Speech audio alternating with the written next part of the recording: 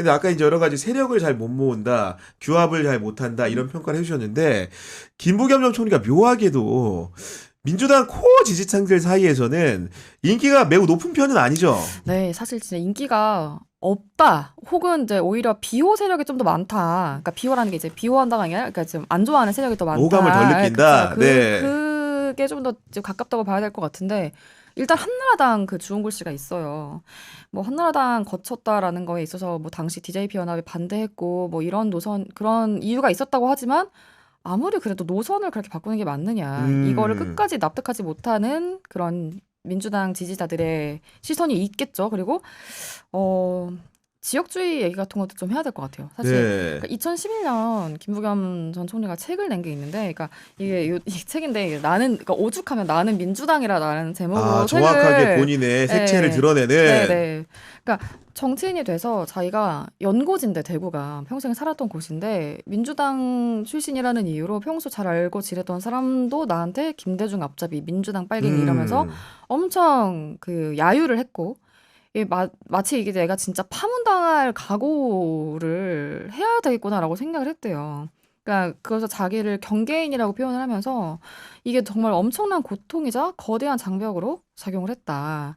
그래서 이게 지역주의라는 거는 우리가 정말 두고두고 싸워야 되고 타파해야 될 어떤 적인데 그게 야당 민주당의 역사이기도 하지 않느냐. 이제 그런 견지에서 나는 민주당이다라는 책 제목을 쓴 거예요. 네, 네. 그러면서 이걸 또 내가 되게 외람된 제목을 쓰지만, 그러니까 TK 출신이 민주당에 와서 얼마나 힘들어서 저럴까 하고 좀 이해를 오죽했으면. 해주시면 좋겠다라고 이제 말을 한 게 있고, 뭐 그 전에 학생운동 할 때부터 광주민주화 운동 보고 너무 충격을 받았다는 거예요. 그러니까 경상도 출신의 신군부가 전라도 광주를 희생물로 삼은 그렇죠. 거라는 논평이 당연히 이제 있으니까 너무 이제 그거에 대해서 굉장히 강하게 인식을 했었던 것 같고, 그러다 보니까 한나라당 시절에도 딱히 주류는 또 아니었어요. 그러니까 이 한나라당이 노무현 대통령 당선되고 나서 대선 패배하니까 이제 굉장히 충격도 많이 받았고, 그 노무현 정부 대북 송금 특별법을 통과를 시키잖아요. 특검법을 네. 통과시키는데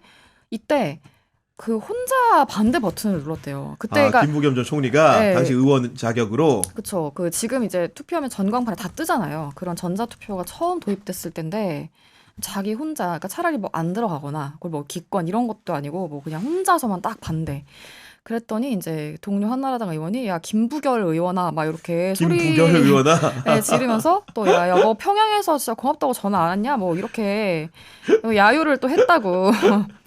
그러니까 이제 여기서도 소수파, 저기서도 뭐 경계인 이런 정체성을 계속 정치 경험 내내 가지고 있었던 것이 어떻게 보면 계속 상대편을 내가 어떤 그 뉘앙스로 인식을 해야 된다라는 거에 대한 굉장히 음. 어떻게 보면 되게 강박적인 뭔가를 느끼게 하지 않았을까라는 생각이 좀 드는 거예요.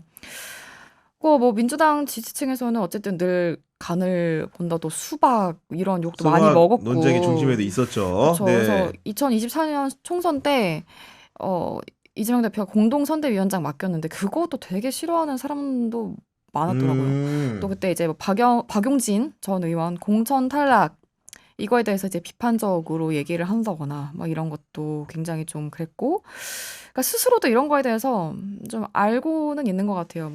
그러니까 심지어 또 이제 2025년이 을사년이었잖아요. 또 민주당 음. 신을사오적 뭐 이런 뭐 막 그렇게 얘기하는 사람도 있었고, 그래서 어쨌든 나 같은 이렇게 온건파면 손해 보고 뭐 인기 없고 존재감 없는다고 비판을 받는다.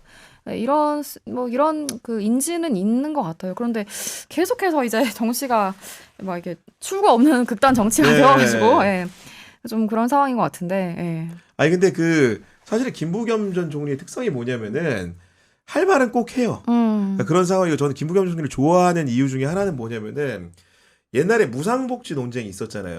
그때 네. 이제 그 무상복지라는 용어가 굉장히 잘못됐다고 지적한 적이 있어요. 그 아, 용어가 오히려 논쟁에 빌미를 준다. 쉽게 얘기하면은 무상으로 한다고 하니까 기본적으로 조롱의 대상이 될 때도 있고 그렇네요. 시혜적인 정부의 정책으로 음. 여겨지다 보니까 반론이 나오는 거죠. 예를 들면은 뭐 이건희의 우리가 손자까지 예를 들면은 우리가 무상 복지 혜택을 줘야 되냐 이런 식의 말이 나오는 건데 이건 기본적으로 원래 복지라는 것은 국가 책임하에서 의무적으로 하는 거다. 그렇기 때문에 무상복지가 아니라 그냥 복지죠. 의무복지라는 말을 써야 된다라는 말도 했는데 그게 사실 보면은 그 진영적인 단어이기 때문에 그런 식의 단어 용례를 바꿔 쓰자는 주장 자체가 굉장히 벽이 있는 제안이에요. 그쵸. 그럼에도 불구하고 이런 얘기를 쓴소리를 할 수 있는 사람은 바로 김부겸이 때문에 할 수 있었던 것이다. 이런 말씀을 좀 드리는 건데 맞는 것 같습니다. 이런 김부겸에 대해서 최근에 ABC 논쟁으로 굉장히 시끄럽게 그 사회를 뜨겁게 달구고 있는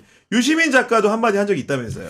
예, 유시민 작가가 그러니까 2025년도 그때 이제 당시 이재명 당대표에 대해서 뭐 당이 너무나 이제 뭐 일극 체제고 당 대표가 너무나 세게 그 입을 가져가고 뭐 그런 점들을 우려하는 그런 정치인들. 근데 거기에 김부겸 전 총리도 있었죠. 근데 유시민 작가가 매불쇼에 당시 출연해서 되게 강하게 비판을 했었어요.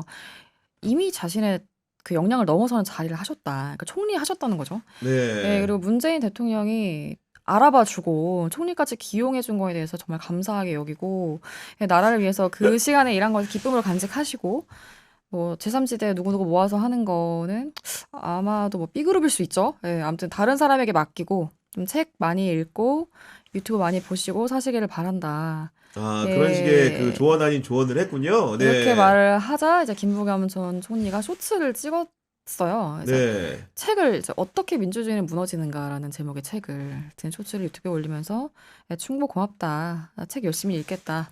라고 그 책 제목으로 네, 뭔가 정신의 어떻게 보면 답변을 우회적으로 한 것 가름한 같고 느낌이 드는데 그리고 이제 어쨌든 간에 김부겸 전 총리가 또 비난받는 포인트 중에 하나는 너무 통합을 강조하는 정치인 아니냐. 사실은 싸울 때는 전장에서 세게 붙어서 극기를 해야 될 때도 있는 건데 싸워서 이겨야 될 때도 있는 건데 너무 이제 통합의 언어를 자주 구사하고 이런 것들이 이제 계엄 정국에서도 약간 몇몇 발언들이 뭐 오해를 산 적도 있었는 모양이죠. 그렇죠. 그러니까 이렇게 상대방을 적으로만 간주하지 않고 언제나 잠재적으로 우리가 교감하고 소통할 수 있다라고 믿는 그런 그런 생각의 맹점은 좀 그거인 것 같아요. 상대가 너무나 정말 이상한 짓을 했을 때, 그러니까 그 가능성을 좀 생각하지 못하는? 네. 예를 들면 이런 거인 것 같아요. 가장 단적인 장면이 2024년부터 이미 불법 계엄하기 전부터 윤석열이 계엄한다라는 얘기가 당시 이제 김민석 최고위원 중심으로 나왔을 있었는데 때 계엄 터지기 3개월 전이에요. 9월쯤에 김부겸 전 총리가 정말 뜬금없고 현실적으로 가능성이 없다 이렇게 일축을 하셨던 적이 있어요.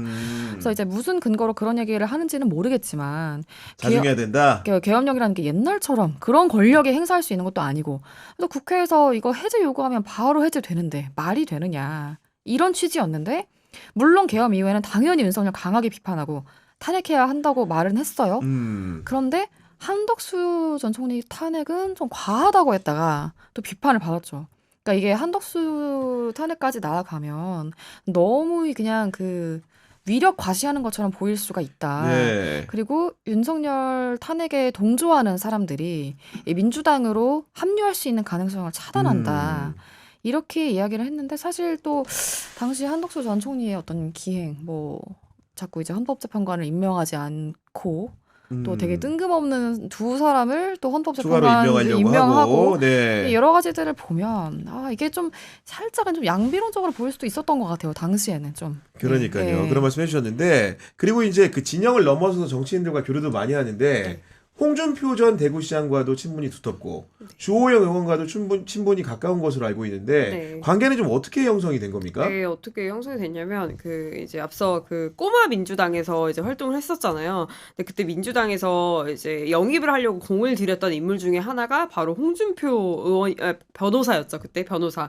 그때 홍준표 변호사가 이 노태우 정권의 황태자라고 불렸던 박철원 그렇죠. 의원 있잖아요. 네. 의원을 구속하면서 일명 모래시계 검사로 이제 정말 전국적으로 이름을 날리던 때였어요. 그래서 이 김부겸 전 총리가 그때 이제 노무현 전 대통령이랑 같이 홍준표 변호사 집까지 찾아가서 입당을 권유를 했대요. 그래서 이제 뭐 거의 영입이 되나 싶었는데 그날 밤에 홍준표 변호사가 그때 YS 밤에 YS 전화를 김영삼 전화를 받았대요. 받고. 네, 그래서 결국은 이제 신한국당 행을 선택을 하게 되는데 나중에 이 두 사람이 이 국회에서 16대 국회 때 동료 의원으로 다시 만나요. 그러니까 이제 김부겸 전 총리가 이제 홍준표 의원에게 아이고 우째 사내가 그 잠깐을 못 참고 말을 바꿔 탔노 막 이랬대요. 그러니까 홍준표 의원이 니는 공무원 안 해봤제 우리 공무원 출신이 대통령 전화를 안 받을 수 있나 뭐 이렇게 농을 쳤대요. 이런 거 보니까 굉장히 좀 호영호재하면서 좀 가까운 그러네. 사이인 것 같고 네.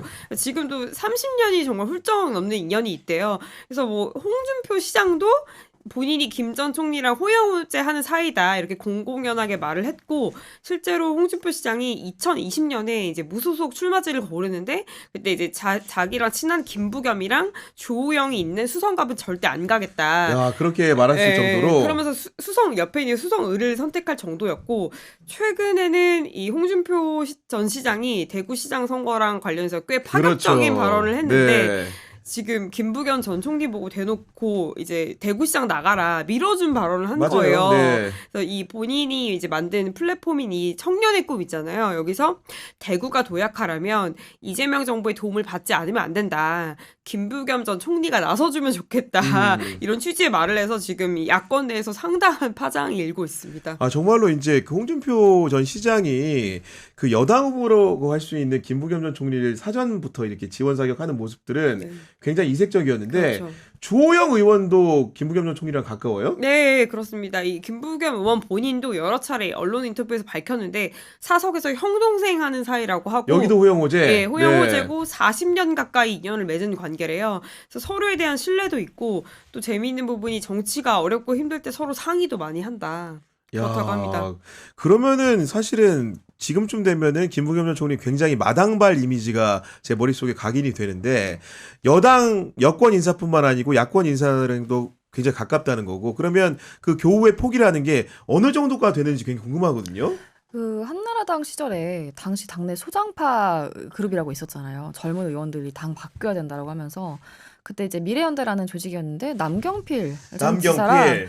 김부겸 전 총리가 공동 대표를 했었고 당시에 그 미래연대에 있었던 게 그 오세훈 시장, 오세훈, 네, 오세훈 시장, 정병국 전 의원, 정병국, 네. 권영진 의원, 대구시장 했던 또 이성헌 서대문구청장 이렇게 있었다고 합니다. 그러니까 쉽게 네. 얘기하면 예전에 그 뭐 한나라당, 신한국당 이런 시절에 소장파 출신들하고 굉장히 가깝게 교류를 하고 지낸 것들이 지금도 이어져가지고 그분들 중에 상당수는 또 건물급 정치인 성장을 했기 때문에 그런 접점 사이에서 만나는 게 아닌가라는 생각이 드는데 어쨌든 간에 많은 분들이 종국적으로 궁금해하는 것은 대구가 선거의 격전지가 됐다라는 것이고 결국 이 선거에서 의미 있는 득표를 해서 김부겸 전 총리가 승리하면 전국의 판세를 바꿀 수 있기 때문에 향후 정치 지형에도 영향을 주게 되는데 종합적인 평가 유설의 기자 어떻게 하고 있습니까? 만약에 김부겸 전 총리가 대구시장이 당선이 된다. 그러면은 정말 한국 정당 역사상 새 역사를 쓰는 셈이잖아요. 이거는 국민의힘 후보가 광주시장 당선된 거랑 똑같은 상황이잖아요. 그렇죠. 국민의힘은 정말 뭐 비대위 출범하는 건 물론이고 뭐 당명도 바꾸고 정말 황골 탈퇴 수준으로 정말 강력한 개혁 드라이브를 걸어야 될 거고 만약에 뭐 저는 당선이 안 되더라도 의미 있는 득표가 나오면은 이제 좀 주역주의도 좀 깨볼 수 있겠다 이런 좀 긍정적인 신호로 봐야 될 것 같아요. 네, 우리 유경선 기자는 좀 어떻습니까?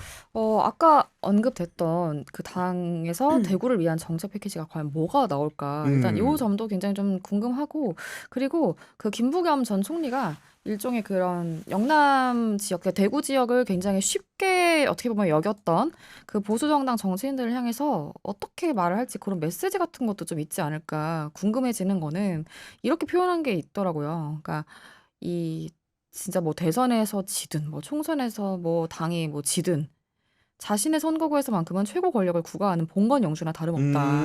예, 그들이 진짜 손실과 피해를 본 건 딱 한 번 있다. 18대 총선 공천에서 친박계가 대거 밀려나갈 때밖에 없었다. 이렇게 말을 한 적이 있어요. 그래서 그런 것들을 굉장히 또 곱게 보지 않고 있을 것 같고 본인도 대구 지역에 대한 애정이 있기 때문에 그런 부분에 있어서 어떤 메시지가 나올지도 좀 궁금해지더라고요. 저는 김부겸 전 총리에 대한 출마설이 새설로 이제 떠놓을 때 반드시 나올 것이다라고 생각했던 게 전에 제가 읽었던 김부겸 전 총리 대담집 공존의 공화국을 위하여 이런 대목이 나옵니다. 피할 수 없다고 생각했다. 피하지 않고 응답하는 것.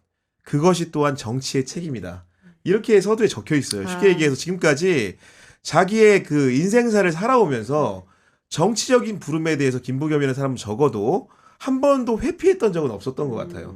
정말로 험지 출마를 권유받았을 때도 늘 그 당의 부름에 민주당원으로서 응했기 때문에 이번에도 그런 결심이 유지가 된다라면 나온다라고 봤고 지금 출마 결심을 했고 곧 선언을 하기 때문에 아마도 대구시장 선거가 굉장히 요동치는 재미있는 형세로 될 것 같다라는 전망을 좀 해보게 됩니다. 마지막으로 인물비상구의 시그니처 코너죠. 한 줄 평으로 오늘 이야기 마무리하도록 하겠습니다. 먼저 유경석 기자부터 부탁드립니다. 네, 오늘도 삼행시를 한번 준비해봤습니다. 네, 그럼 김, 다 빠진 줄 알았던 대구 정치판에 부, 부겸 바람이 심상치 않다. 겸. 겸손한 그 이름 김부겸. 대구를 돌풍의 중심으로 만들까. 입니다. 굉장히 이렇게 그 은은하면서도 돌풍을 암시하는 듯한 삼행시였는데 네. 우리 유설이 기자는 어떤 한 줄 평 준비하셨습니까? 네, 저는 우리 정치권에 바보가 많아졌으면 좋겠다. 이렇게 아. 한번 해볼게요. 우리 정치인 중에 바보라는 별명을 가진 사람이 두 사람이 있잖아요. 맞아요, 네. 노무현 전 대통령하고 김부겸 전 총리인데 두 사람 모두 당선이 유력한 지역구를 두고 예를 들어서 이제 노무현 전 대통령도 부산으로 갔잖아요. 그리고 김부겸 전 총리도 대구로 가서 이 바보라는 별명이 붙었는데 저는 이렇게 좀 현실에 안주하지 않는 바보들이 우리 정치권에 더 많이 늘어나서 네. 지역주를 좀 타파했으면 좋겠다. 이렇게 마음 훈훈하게 마무리하겠습니다. 우리 좋네요. 한동훈 전 대표는 바보입니까 아닙니까? 아, 너무 똑똑하신 것 같아요. 알겠습니다.